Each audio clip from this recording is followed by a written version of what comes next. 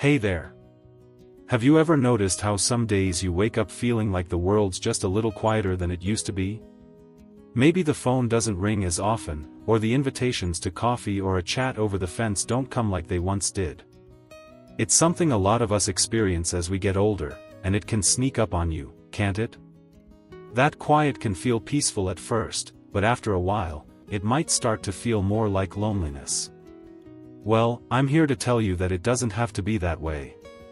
Keeping those social connections alive as we age isn't just a nice idea, it's one of the most important things we can do for ourselves.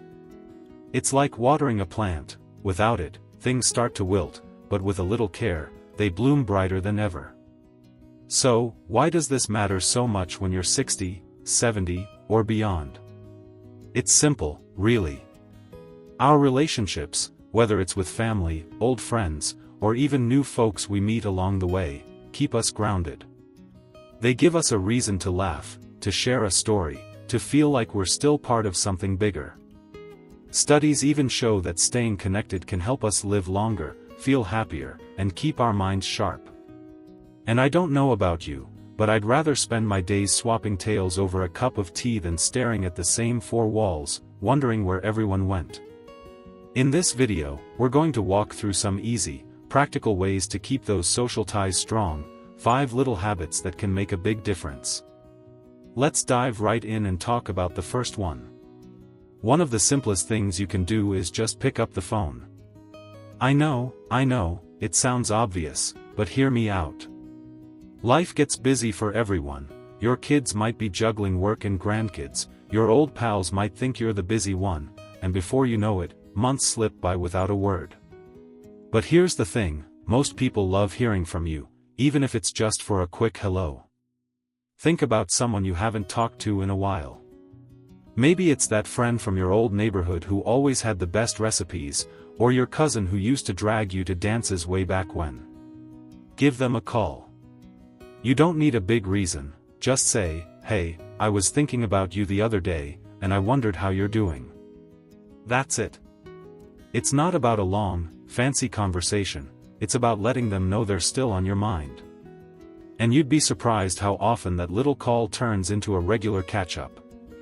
I've got a friend, Mary, who's 78, and she swears her weekly chats with her old schoolmate are what keep her smiling through the week. It's like a lifeline, she says, and it all started with one call she almost didn't make. Now, if picking up the phone feels a bit daunting, maybe you're out of practice or you're worried it'll be awkward, start small. Send a text or even a little note in the mail. People don't expect perfection, they just love knowing you care. My neighbor, Tom, started sending postcards to his grandkids every month, just a line or two about his day, and now they call him all the time to tell him about school. It's not about the time you spend, it's about making that connection. And once you get in the habit, it feels as natural as breathing. You'll find yourself looking forward to it, and so will they. Another way to keep those social ties strong is to lean into the things you already enjoy. Think about what you love doing, maybe it's gardening, playing cards, or just sitting somewhere cozy with a good book. Whatever it is, there's a way to share it with someone else. Take my Uncle Jim, for example. He's 82 and crazy about fishing. For years, he'd go out alone, but one day he invited a guy from church to come along. They didn't catch much that first trip, but they talked for hours, about fish, sure, but also about life, kids, everything. Now they go every week, and Jim says it's the best part of his routine. You don't have to reinvent yourself or join a dozen clubs. Just take something you already like and invite someone to join you. It could be as simple as asking a friend to sit with you while you knit, or heading to the park with a neighbor to watch the birds. The point is, you're not just doing the thing, you're building a bond over it. And that's what keeps you connected. What's great about this is how easy it can be to start. You don't need a big plan or a lot of energy. If you're someone who loves puzzles, ask a friend to come over and tackle one with you. If you're into cooking, share a recipe and make it together. It's less about the activity and more about the company. And here's a little secret, most people are flattered when you ask them to join in. They're probably looking for a way to connect too, they just haven't said it out loud yet. So, take that first step. You'll be amazed at how quickly it turns into something you both look forward to. Now that we've talked about reaching out with a call and sharing what you love, let's move on to something a little different, finding ways to meet new people without feeling like you're starting from scratch. That's where this conversation is headed next, and I promise it's easier than you might think. So, we've been chatting about how a quick phone call can brighten your day and how sharing something you love can bring you closer to the people already in your life. But what if you're feeling like your circle's gotten a little smaller over the years? Maybe some friends have moved away, or life's just taken you in different directions. That's okay, it happens to all of us. The good news is, meeting new people doesn't have to feel like a chore, and you don't need to be the most outgoing person in the room to make it work. One of the easiest ways to do this is by showing up to places where folks naturally gather, and I don't mean big, loud parties, unless that's your thing, of course. Think about your community for a second. Is there a senior center nearby, a library with a book club, or maybe a church group that gets together for coffee? These spots are goldmines for meeting people, and the best part is, you don't have to do much to fit in. Just show up. I know a lady named Doris, she's 74 and swore she wasn't the joiner type. But one day, she decided to pop into a gardening class at her local center, mostly because she was curious about growing tomatoes. She didn't say much the first time, just listened and nodded along. By the third class, she was swapping tips with a woman named Ellen, and now they're thick as thieves, planning their gardens together every spring. It wasn't about forcing herself to be social, it was about being in the right place and letting things happen naturally.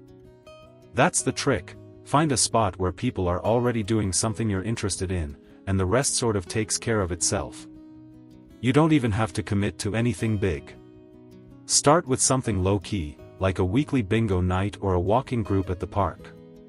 The beauty of these gatherings is that they're built for conversation, no pressure, no rush. You might chat with someone about the weather one day, and the next time, you're laughing about how bad you both are at cards. My buddy Frank started going to a coffee morning at his library, nothing fancy, just folks sipping coffee and talking about whatever's on their minds. He's made 3 good friends there in the last year, and he says it's like having a little family he didn't expect to find. All it took was showing up with a cup in hand. So, take a peek at what's happening around you. You might be surprised at how many people are out there, just waiting for someone like you to say hello. Now, once you've found a place to meet folks, there's another little habit that can keep those new connections growing, being the one to follow up. It's not as hard as it sounds, I promise. Let's say you meet someone nice at that bingo night or gardening class. You chat, you laugh, maybe you even swap names. Don't let it end there. Next time you see them, give a little wave and say, "Good to see you again." Or if you're feeling bold, suggest grabbing a coffee sometime. It doesn't have to be a big deal, just a simple, "Hey, I enjoyed talking last time. Want to sit together next week?" People love feeling remembered, and that tiny gesture can turn a casual chat into a real friendship. I've seen it happen with my Aunt Sue. She met a woman at a craft fair, and instead of just leaving it at, "Nice to meet you," she said, "I'm here every month, let's look for each other next time." Now they've got a standing date to browse the stalls together. It's that easy. The thing is, following up doesn't mean you're pestering anyone. Most folks are flattered you took the time. And if they're not interested, they'll let you know, no harm done. But 9 times out of 10, they're just as happy to keep the connection going as you are. It's like planting a seed, you give it a little attention, and before you know it, it's sprouting into something steady. So, whether it's a quick, "See you next time," or an invite to chat again, take that extra step. It's what turns a friendly face into a friend. Speaking of keeping things steady, there's one more piece to this puzzle that's all about making sure those connections stick around for the long haul. It's not just about meeting people, it's about holding onto them in a way that feels good for both of you. That's what we're going to dive into next, and it's something you can start doing today without even leaving your chair. So, we've been talking about how reaching out, sharing what you love, and showing up to places where people gather can bring new faces and old friends back into your life. But here's the thing, making those connections is only half the story. Keeping them going, that's where the real magic happens. And it doesn't take a lot of effort, just a little thoughtfulness to make sure those relationships don't slip away like they sometimes do when life gets busy. One of the best ways to do this is by checking in every now and then, not because you have to, but because it shows you care. It's like tending a garden, you don't need to be out there every day, but a little water here and there keeps everything growing strong. Think about the people you've connected with, maybe that friend you called a while back or the new pal from the library coffee morning. Every so often, drop them a line. It doesn't have to be anything grand. A quick, "Hey, how's it going?" text works wonders, or if you're the type who likes a personal touch, send a card for no reason at all. My friend Clara, she's 81, and she's got this habit of mailing little notes to her friends, just a few lines about the weather or something funny her cat did. She says it's her way of keeping the door open, and you know what? Her mailbox is always full of replies. It's not about being pushy or filling up their calendar, it's about letting them know they're still in your thoughts. And trust me, that small gesture can mean the world to someone, especially as we get older and the days start to feel a little longer. What's nice about checking in is how it keeps the connection alive without asking too much of anyone. You don't need to plan a big outing or talk for hours, just a moment to say, "I'm still here, and so are you." And if you're worried about bothering them, don't be. Most people light up when they hear from you, even if they don't say it out loud. I remember my dad used to call his old army buddy every couple of months, just to shoot the breeze for 10 minutes. They'd laugh about the same old stories, but those calls kept them close until the very end. It's those little threads that tie us together, and they're stronger than you might think. Now, here's one more habit that ties all of this together, being open to giving and receiving a little help.